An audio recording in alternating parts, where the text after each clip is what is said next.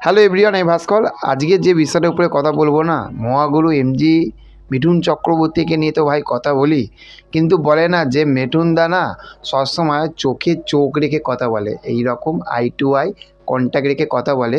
এবং old is gold, পুরনো চালে যে ভাতে বাড়ে বা পুরনো জিনিসের যে দাম বেশি, সেটা আবারও পুরো শুধু আমাদের কাছে না, পুরো দুনিয়ার কাছে, পুরো বিশ্বের কাছে কিন্তু প্রমাণিত হয়ে গেল। কিভাবে সেটাই বলছি। দেখো, ডান্স প্লাস না, ডান্স বাংলা ডান্স, যে জি বাংলা যে সিজনটা চলছে, ঠিক আছে, সেখানে মিঠুন চক্রবর্তী দুটো বাচ্চা ছেলেকে এনেছিল। ইনস্টাগ্রামে তাদের ভিডিওগুলো দেখেছিল, সোশ্যাল মিডিয়ায় ডেকে এনেছিল। আনার পরে সত্যি কথা বলছি, আমি না যে যেরকম ডান্স এত এইরকম যেরকম ডান্সগুলো দেখে আসছি এরকম হবে, কিন্তু ভাই যখন ডান্সটা দেখলাম মাথা খারাপ হয়ে গেছে। সিরিয়াসলি বলছি, যে ডান্স প্লাস যে রেমো ডিসুজার যে শোটা হয়, সেইখানে যেরকম ডান্সগুলোকে দেখি, নাচগুলোকে দেখি, সেই লেভেলে পুরোপুরি সেই লেভেলে নেচেছে কিন্তু ওই দুটো কিন্তু খুদে বাচ্চা। ভাই পাগল করে দিয়েছে।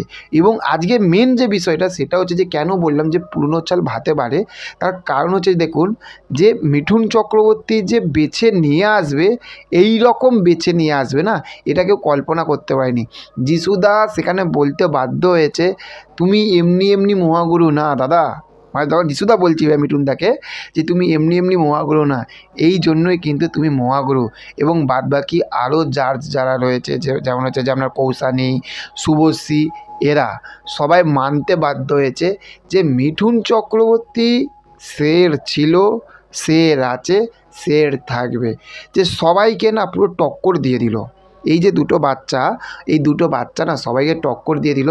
ভাই মিঠুন চক্রবর্তী সত্যিই কি রত্ন এনেছে, সিরিয়াসলি বলছি, কি রত্ন এনেছে। ওই বাচ্চা দুটোর যে বাবা কাঁদছিল, করছিল, ভাই এইটুখানি বলবো যে ওই দুটো বাচ্চার বাবার কান্না থেমে যাবে এইবার। ছেলে দুটো না আগুন লাগাবে।